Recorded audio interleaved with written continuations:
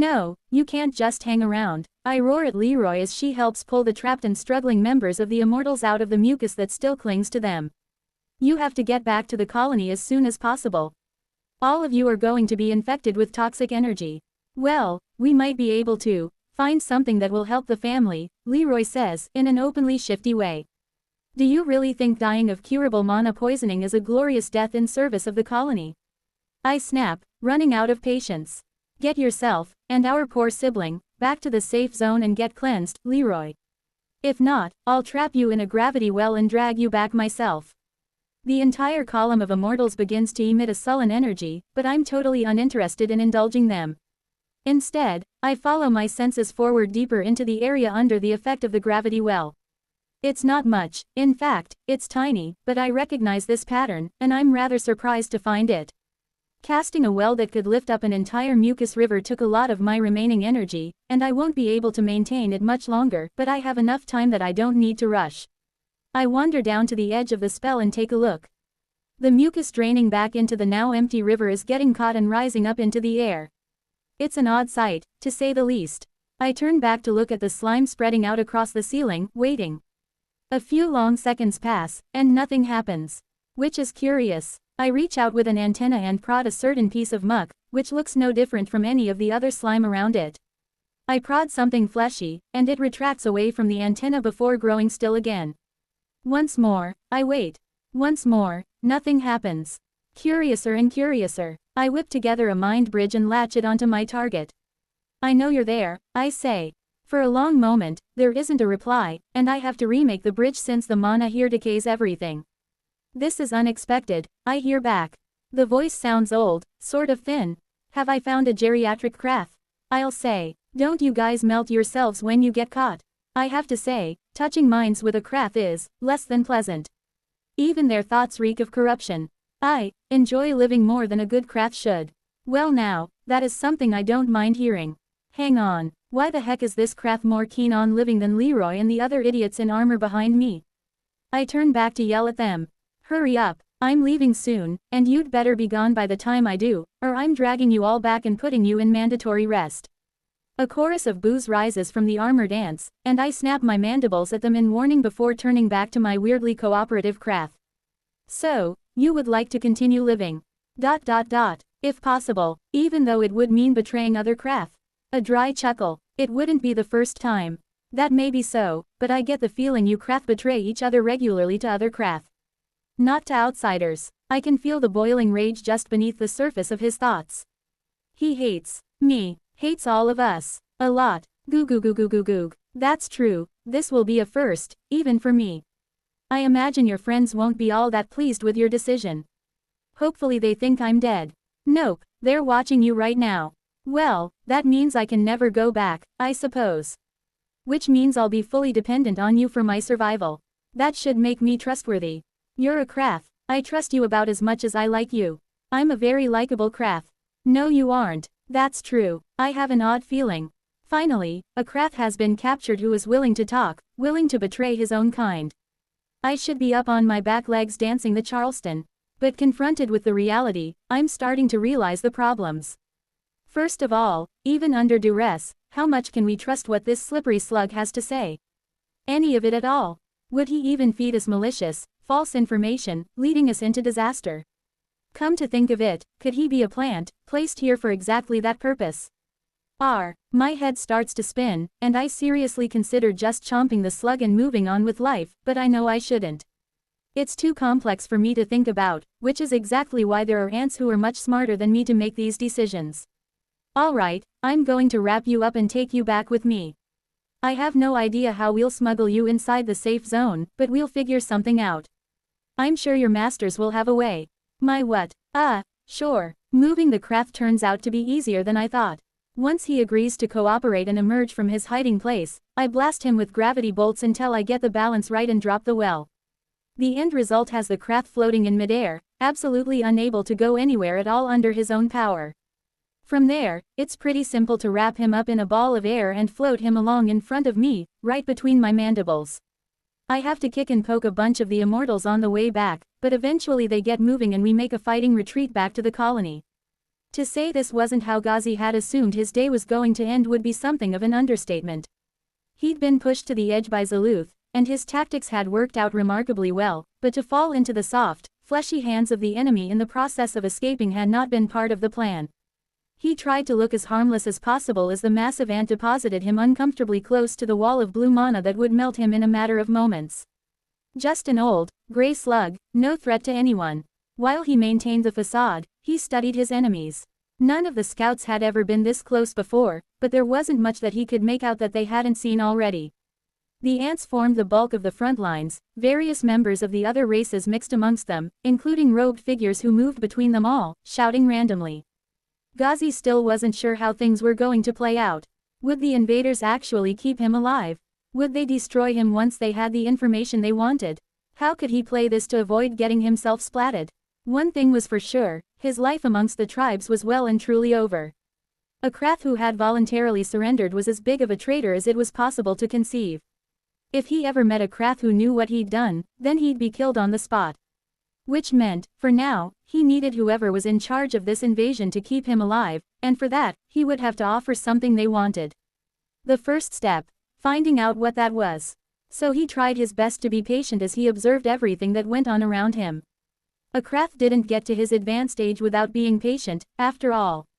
He would wait for the right moment. Are you really trying to make yourself look harmless?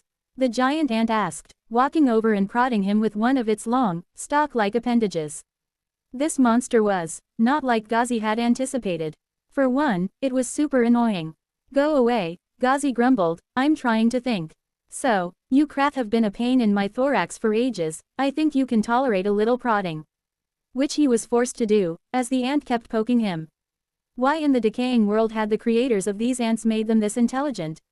He could understand it to a degree. Slaves that were capable of solving problems themselves were useful, but generally created more issues than they solved. Are you sure your masters want you to treat me like this?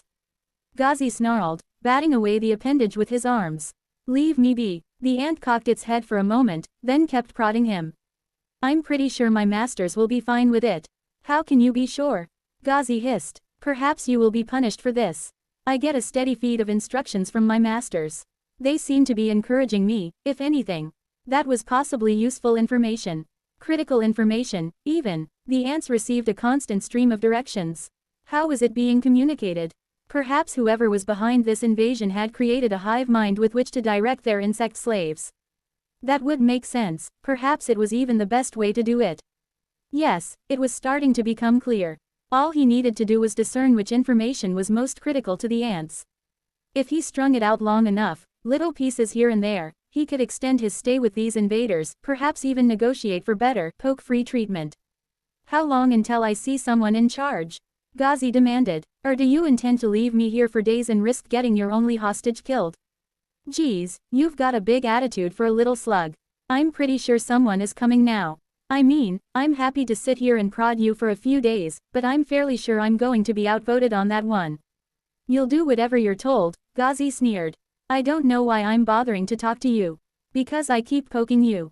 Bubbling with fury, Ghazi ignored the infuriating creature and did his best to focus. He would need to make a good impression, which wouldn't be easy considering the reputation of his people.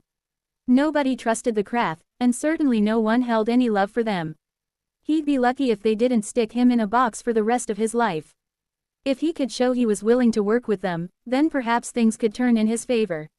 Ah, here comes someone for you. You wanted the person in charge, so here she is. Ghazi immediately shrank himself down and attempted to appear as agreeable and harmless as possible. When a new mind connected to his own, he spoke sounding completely unctuous and pitiful. This humble slug is named Ghazi, he burbled, who am I addressing? He extended one eye stalk upward to see who he was speaking to and almost spat acid when he realized it was just another ant. Bah, why do you insects insist on annoying me? Bring your masters to me so I can address them directly. I'm sure they want to know what I have to say. Only an incompetent slave would keep me from them.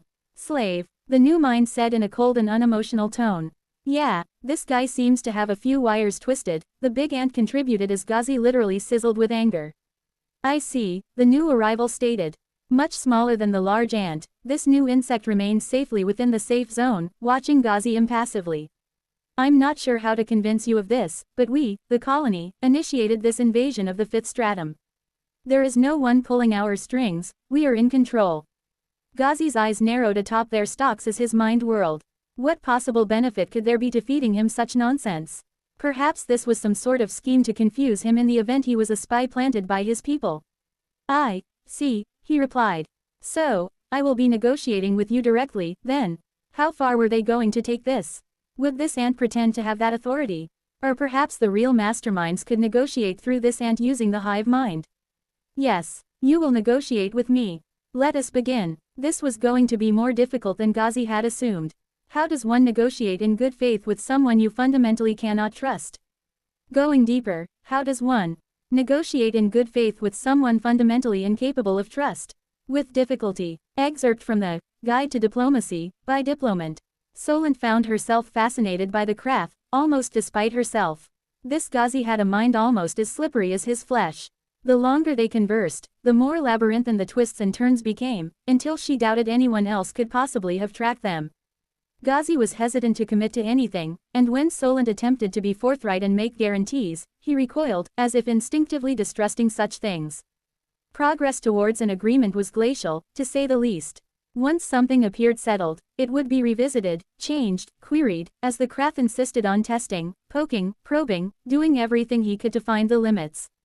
On several occasions, Solent was forced to deploy her most powerful negotiating tactic, which was simply to say nothing. Being unresponsive to Ghazi's wheedling made him furious, though he tried to conceal it. What's more, it was the only way to fully shut down a subject, as the slug would wriggle and squirm back to anything if he could get away with it. Many might have found it exhausting, dealing with such a creature, but to Solent it was almost entertaining.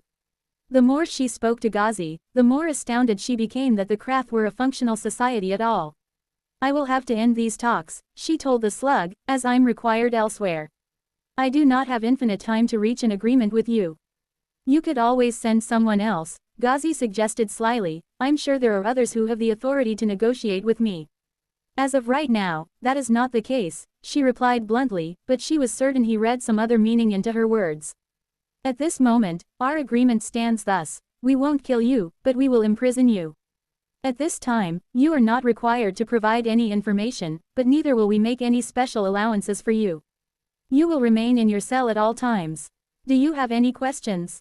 2 hours to reach this agreement. And it was basically the same as no agreement at all. Well, there may be some things I can share, Ghazi said, grinning, if the price is right. This wasn't the first time he'd made similar suggestions, but any discussion trying to nail down specifics was pointless since he would wriggle and squirm, promising nothing but demanding concrete offers in return. That may be so, but there is no time, Solent replied coolly.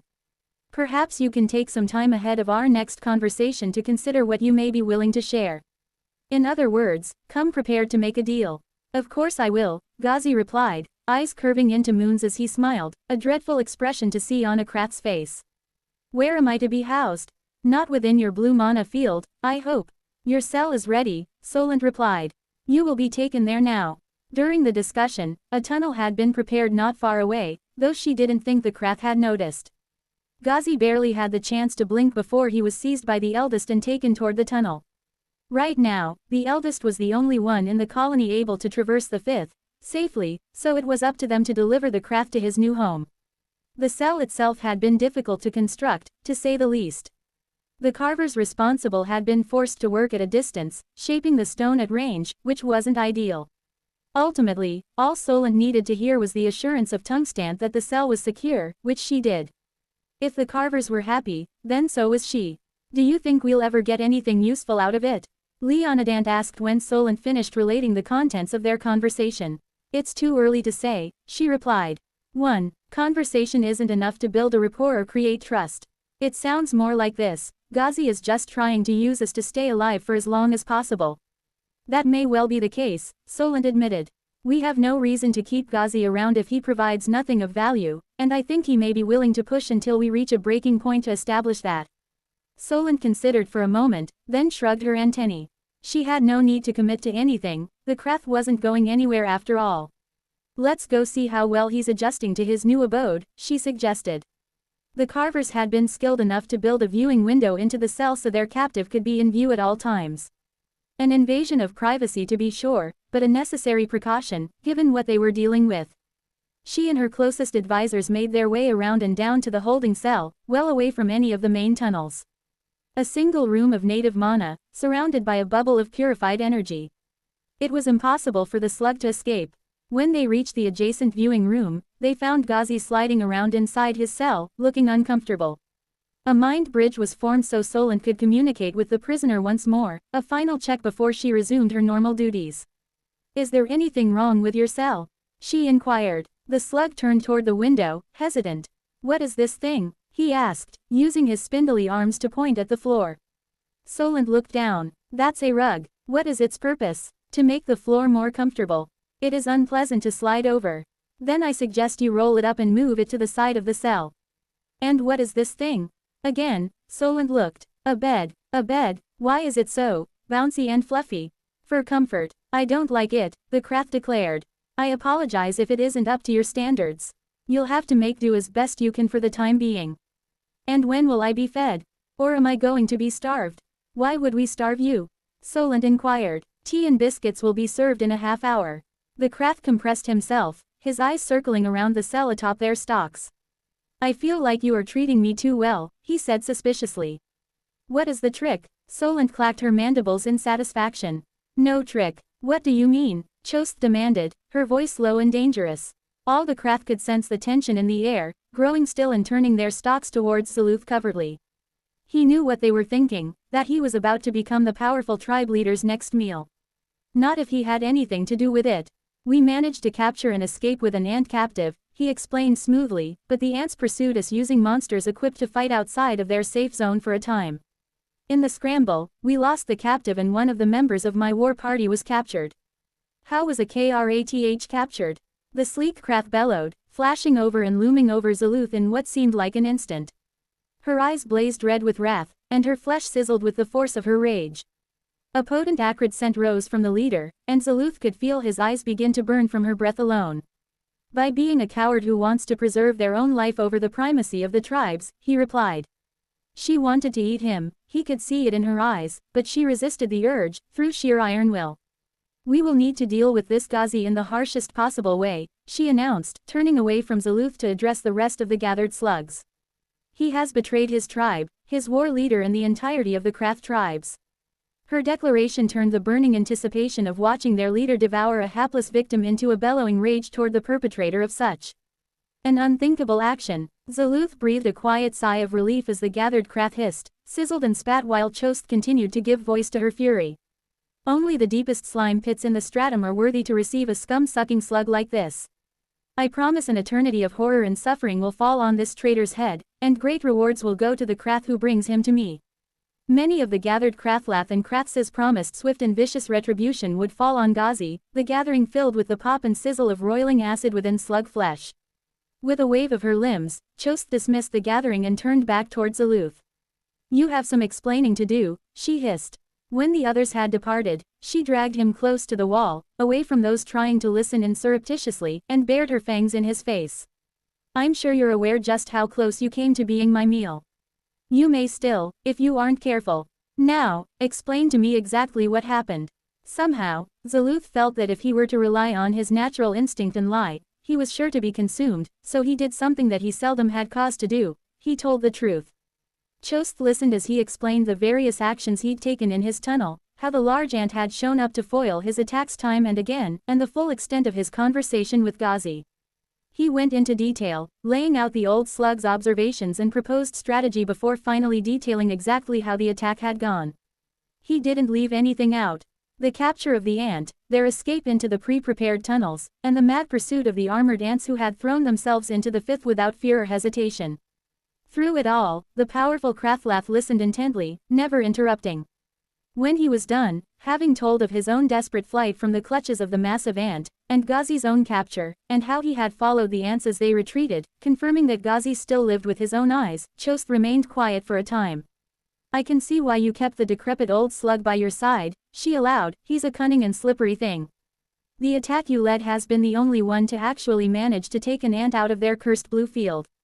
In doing so, you revealed just how aggressively they will pursue, and the means they will use to do so. This is valuable information. However, the loss of Ghazi could cost us dearly if he starts spilling secrets. There are none who know more about the fifth than us, and there is a great deal he could say that would harm the tribes. I'm sure you know what I'm talking about. I do, Zaluth confirmed. Who didn't? The secrets of the fifth were among the first things a Krath would learn as they grew. The tribes couldn't survive without such knowledge. Do you believe he would be willing to betray his people to such an extent? She asked intently. Zaluth considered the question. He'd known what Ghazi was like for a long time, but he'd never thought the old slug would be willing to be captured alive. It's possible, he conceded. Ghazi has long been concerned with preserving his life in his old age, and this could be a way for him to do so. The whole reason he backed me as the next Krathlath of the Slee was for a promise not to exile him from the tribe and securing his retirement. Chost looked as if she couldn't decide between being confused or affronted at the idea. What a strange creature, she burbled. After a moment of consideration, she nodded to herself, confirming her thoughts. We will need to ramp up the pressure across all fronts. Preparations are mostly complete, and we have more Krath arriving from distant tribes to help reinforce. Our only chance of getting to Ghazi will be if the invaders are too distracted to focus properly on their prisoner. She glared at Zaluth. You've escaped death today, but only barely. Show me results, if you want to continue to dodge it. Zaluth bared his needle-pointed fangs in a fierce grin. Of course. That's how it should be. Well. It's been a couple of days since I managed to capture that grey-looking slug and we locked him up.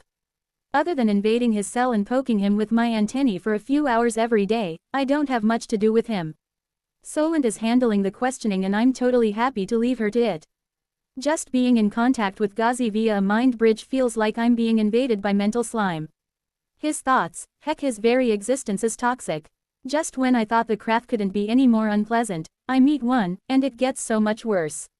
No, I spend the bulk of my time out in the tunnels, batting away invasions, scaring away slugs and making a general nuisance of myself. However, it's clear that something has changed over the last few days. The Krath are decidedly unhappy. Perhaps it's just that they've had more time to ramp up the pressure, but I think everyone knows that they really want to get our prisoner back. From what I understand of the Krath, they aren't likely to be mounting a rescue mission, more like they want to take him off the table in a permanent manner. Even with the slugs trying to apply more pressure, it isn't like the colony is taking it easy either. As the fortress continues to be pieced together, our defensive positions continue to get better and better, along with more ants flooding into the fifth.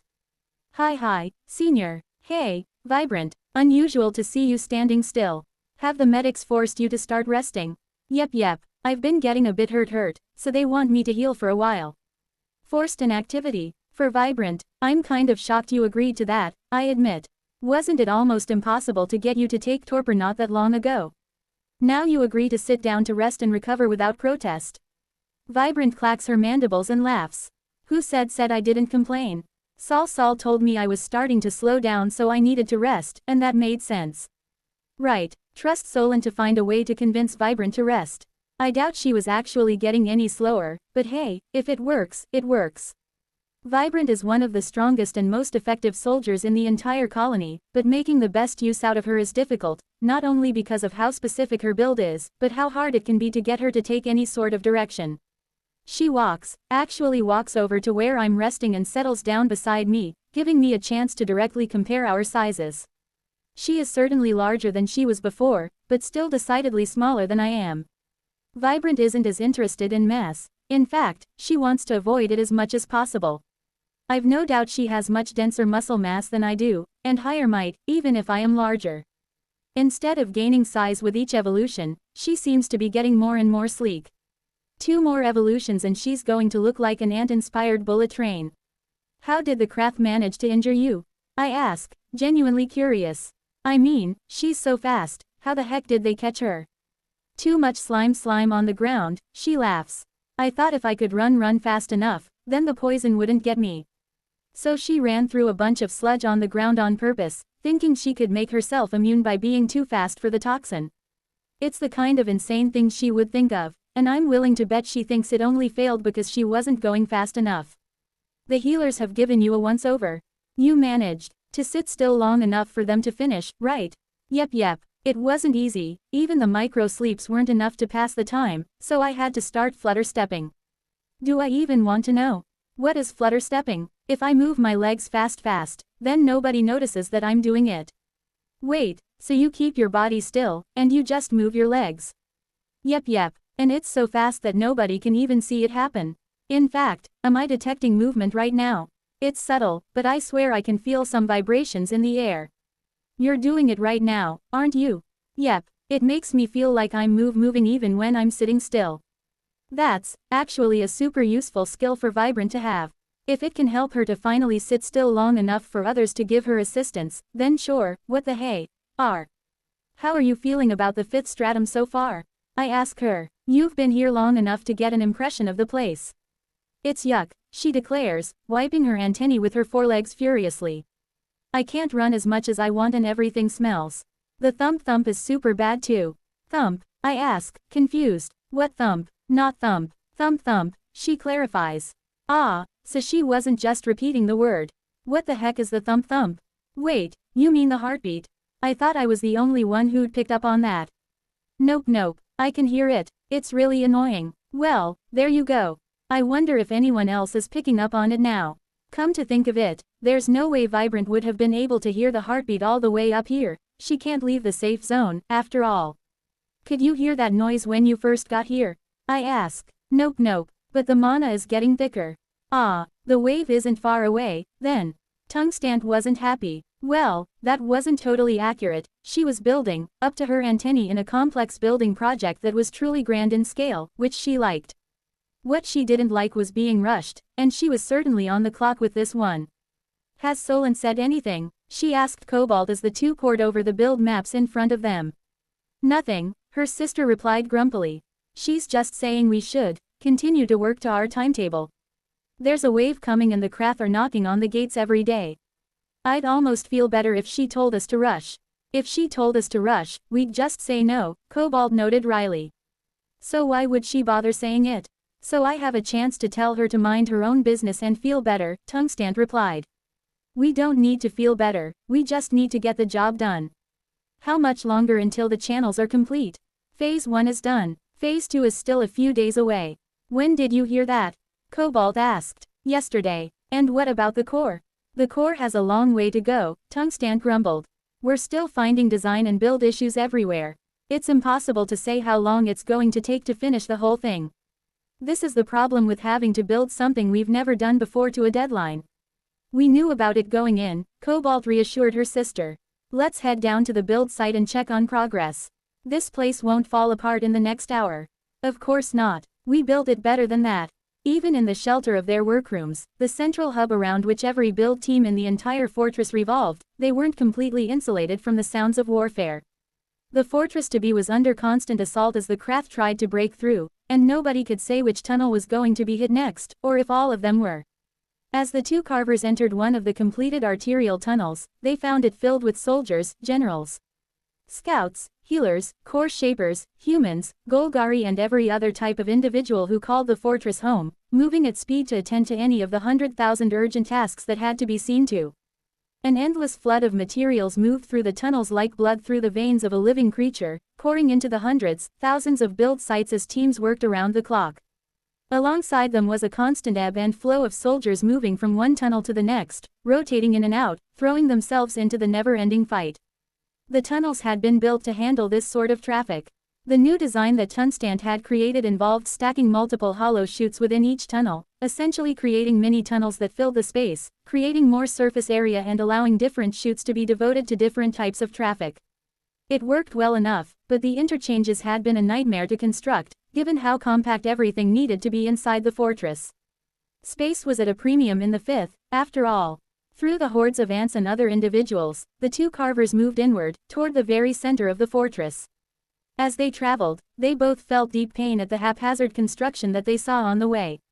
It wasn't that the individual builds were poor quality, quite the opposite, everything had been made to the limit of what the colony was currently capable of. No, what bothered them was how patchwork it was.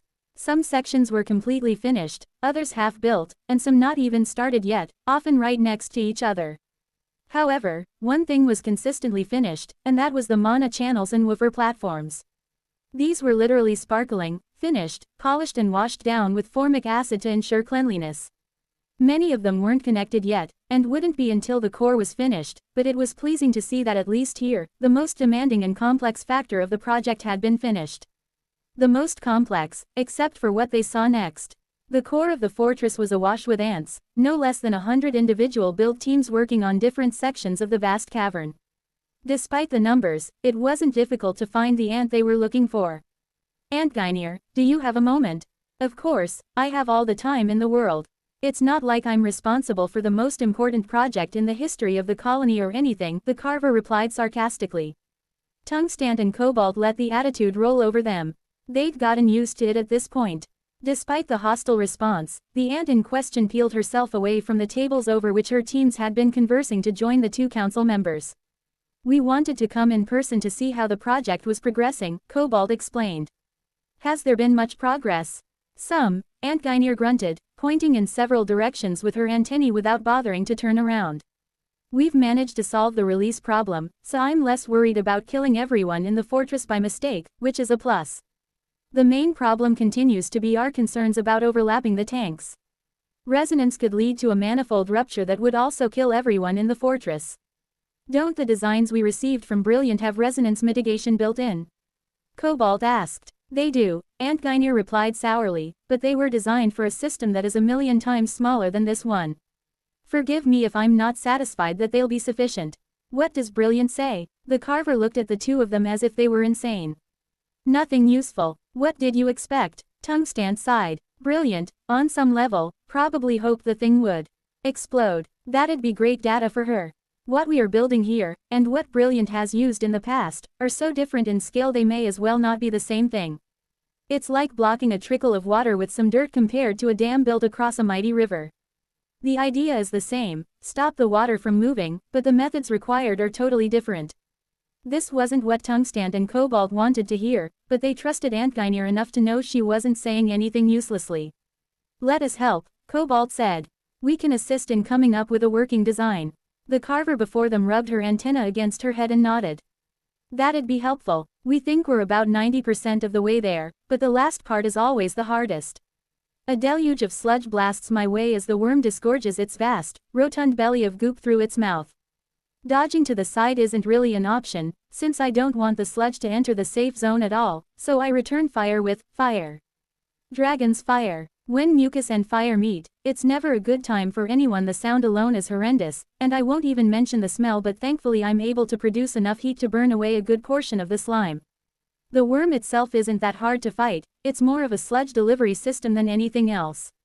A few quick chomps and it gives up the ghost, but I don't have time to relax, there's more monsters right around the corner to deal with. This time it's a horde of weird crab-looking things. Each one is disgusting in its own magical way, but for the most part, I would have to say that the dozens of ice stalks they each sport are the worst part. The little pinchers rush forward mindlessly, carpeting the tunnel in front of me. There must be thousands of the lousy things. Where did the Krath even find them? Only 2 meters tall, they aren't very large, and probably aren't very evolved, but that doesn't mean they can't do damage, a theory that is proven correct almost immediately. As soon as they're within range, the crabs raise up their claws and start shooting acid at me. From thousands of crabs, that equates to an awful lot of acid. I spring to the side to avoid the bulk of the spray and then charge directly forward, letting the rest fall behind me as I shorten the distance. In an instant, I reach the first of the crabs and unleash a mighty void chomp right in their midst, annihilating a chunk of the acidic crustaceans. Which of course was what the slugs wanted me to do all along. The moment they bite the dust, each of the crabs swells up and explodes, sending a shower of toxic goop flying into the air. Because of course they did. I'm wise to the shenanigans of this place by now, and before any of it can reach me, an empowered gravity domain takes shape around me, yoinking all of the airborne sludge to the ground. I swear to goodness, the amount of putrescent slime being flung about by these monsters is expanding exponentially. The Krath clearly have a plan in mind that involves spreading foul mucus far and wide. Well, it's not like it's a secret. There have been several attacks that managed to breach the wall of blue mana that protects the colony, and I'm sure they learned what they were hoping to from those instances. Namely, what worked to consume as much blue mana as possible. It's not a difficult concept. if they manage to deplete the mana that shields us, then we have to leave, or diminish our held territory. Needless to say, giving up territory is not an option. We've captured what we need to construct the fortress and not much more. There is no retreat, yet the Krath are working a surprisingly effective campaign of trying to consume as much of the purified mana as they can, pushing our woofer platforms to the brink in order to force us back. They're especially interested in this area, since it's where Ghazi is being held prisoner. I don't know how the heck they managed to figure that out, but they have. It's the only thing that makes sense. We have whole teams of mages on constant alert to detect tunneling around his prison, and the Krath are constantly trying to get in there. Having their little cracks in the stone collapse on them has dissuaded the slugs from getting too close, but they keep trying. I munch my way through the crabs, bemoaning the waste of biomass and doing my best to make sure I don't get any goop on me. The healers are being more and more insistent that I take regular rests to ensure there's no buildup of contaminants anywhere in my system, but I'll have to wait twice as long if I get exposed to a significant source of infection. Alright, the crustaceans have been dealt with. I let the domain drop and turn my attention back down the tunnel wondering what's coming next, only to be met with a wall of mucus oozing toward me. Oh great, they're trying to flood the tunnel again. I don't know where in the heck they're managing to find so much of this goop, but they've sent waves of the stuff flowing down the tunnel around twice a day. Twice a day? What infinite lake of pus are they draining to send all of this our way? I turn and signal to the ants behind me, and they immediately start deploying the countermeasures the colony cooked up over the last few days. Chains spin, stone groans and the massive grates gradually pull open, revealing the redirection pipelines we constructed. It won't be able to take all of it away, but it will get a significant amount, letting it fall down the tubes and pile up below the fortress where we don't particularly care about it. As for the rest, I sigh. Time for more dragon's breath, I suppose. Chapter 1368, Backup. I know I can't exactly get tired, due to my rather unique set of circumstances, but I am getting tired. The Krath have been working their slimy backsides off, being pests in all the ways they can. The colony is still holding the line, but the number of monsters reaching the safe zone is getting higher with every passing day. With the building teams still working on the interior of the fortress, taking in thousands of tons of prepared materials from above and building everything just so, the outer layers of defense are still fairly minimal, leaving everything to Solent's rigorously trained battalions. So far, it's been enough, but Tiny, Chrysalis, Nvidia, myself and even Vibrant have been run off our feet plugging in the gaps and taking as much of the load off the ants as possible. Well, Nvidia and Chrysalis don't have feet, but, you get the idea. The healers have been forcing me to take mandatory rest and detoxification breaks, but even if I'm sitting around not doing anything, the flood of will pouring in through the vestibule fills my head with the noise of 100 different battlefields. It's not easy to distress, is what I'm getting at. I need a real, actual nap, but there just isn't the time. If I'm not out there taking the heat off my siblings, then the number of ants being taken to the hospitals to be cleansed of toxic mana starts to skyrocket. Right now, I'm sitting on my backside and trying to achieve a state of universal calm while a pack of irritated healers crawl over my carapace, poking and prodding at me. It's not working, but I'm giving it a go. According to the latest estimates, we're still almost 2 weeks away from being able to seal in the fortress and lock the slugs out for good, but with pressure from the Krath ramping up and the mana levels rising in the tunnels, it's going to be touch and go right down to the wire, which is why I'm so happy to see a semi-familiar face waddling over to me. Sarah, I cry out happily, I'm so glad you've come down to suffer alongside me. Don't say it like that, she replies with a bear laugh, I might just turn around and go back to the fourth. The big bear has changed since the last time I saw her, now evolved to a mighty tier 7 mythic monster, just like me.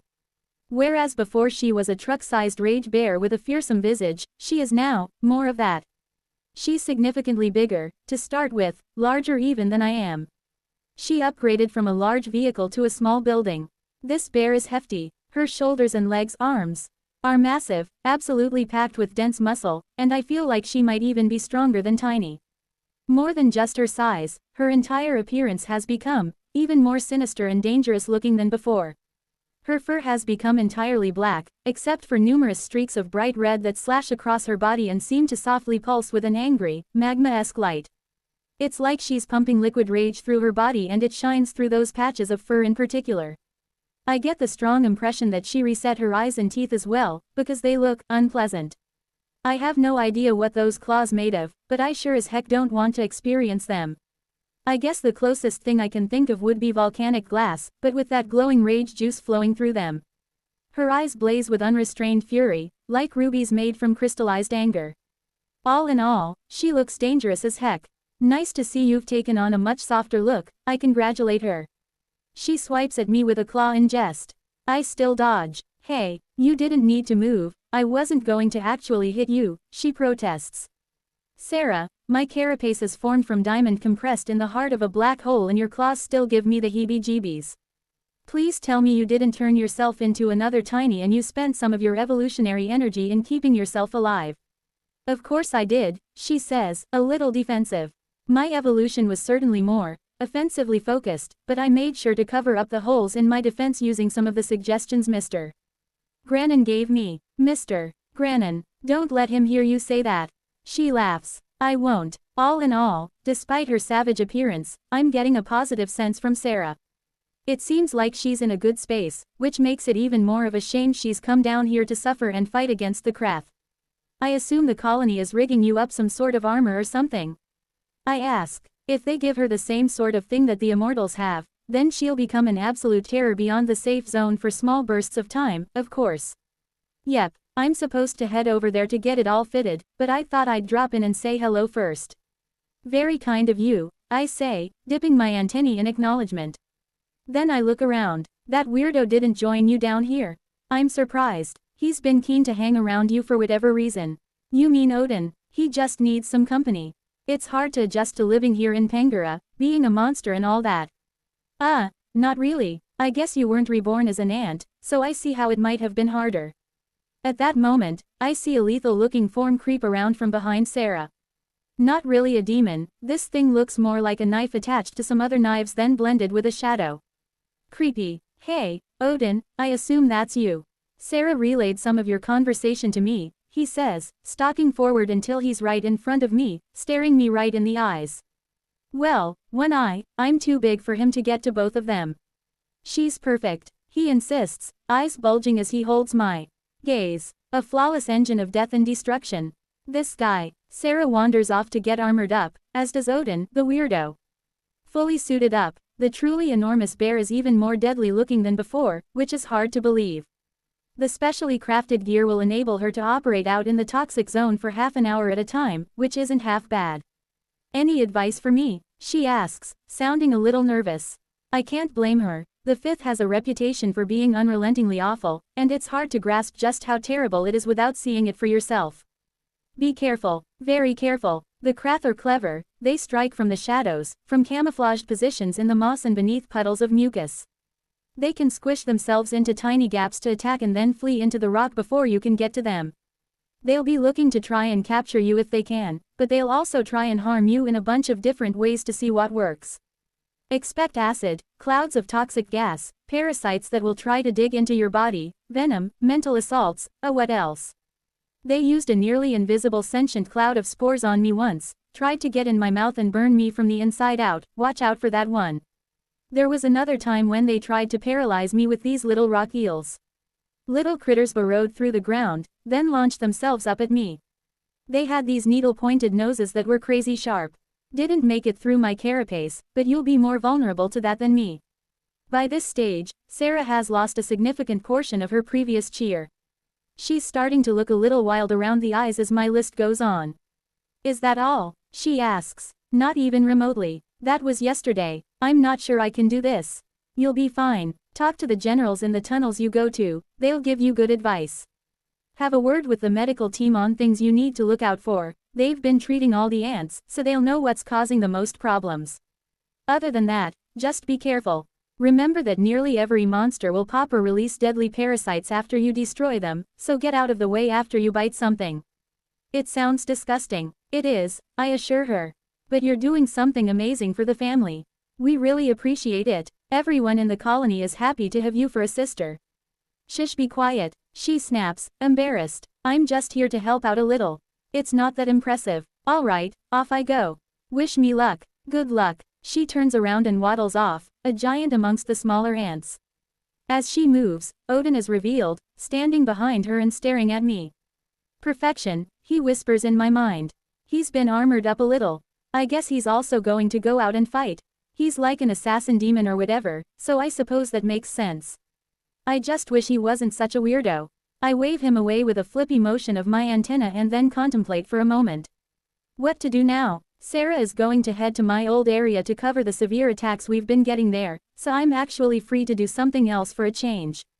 I suppose I'll go and visit my friends. Been a while since I checked in on them. They're all taking a break at the moment, so I may as well head on over and say hello. I mean, I can talk to them whenever I want, but it always feels nicer to speak face to face, even if we are using mental communication. I find the trio of Tier 7 monsters relaxing and chatting together in a narrow little corner, out of the way of the main traffic and activity of the fortress. Master! Chrysalis yells, bounding over the ground like an inky black tidal wave before glomping onto my carapace. Hey there, Chrysalis, I missed you too. Tiny, NVIDIA, how are things? Predictably, Tiny gives me a seated thumbs up with one arm, and a powerful flex with the other. NVIDIA is also sitting on the ground, which is unusual. Normally he'd be sitting up on Tiny's shoulder or fluttering in the air, but for once he's actually on the ground, his little arms resting on the rock floor and preventing him from just rolling away. Hey, NVIDIA, I almost missed you down there. The eyeball nods and his little wings flutter a bit as he gives himself a little lift until he's up on his palms. It isss nice to sssseu, he says. I hopes SSSU have been well. How nice of him to ask after me. Man, NVIDIA is such a good demon. I'm good, thanks for asking. I settle in to talk to them, and they're full of stories. Just like my areas of the fortress have been crazy and active, so have theirs, and it sounds like there has been plenty of hijinks for them to worry about. Luckily nobody has been hurt and no ants have been abducted after the first, so it's all come out well. You must have been massing up some good levels at least, I tell them. Has the time finally come for you to catch up to me in level? I doubt that, Master, Chrysalis says. You've been fighting more than any of us, and you've taken on many strong monsters. You'll be ready for the next tier soon. That can't be right, I say, thinking to myself. I didn't evolve that long ago.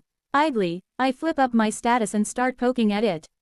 I mean, I've been fighting a lot, especially recently, and the monsters in the 5th have been pretty strong. I suppose I must have racked up a few levels, but there's such a long way to go until my next evolution. Wait, I have over 150 levels. Sarah approached the boundary between the safe zone and the native mana of the 5th with a deep sense of trepidation. From everything Anthony had said, she almost expected toxic, knife-faced fish to spring out of the ground beneath her paws the second she crossed the line. The Krath have been very active in this area, the general in charge, a little ant named Antvantage, told her. Don't extend far beyond the safe zone if you can avoid it.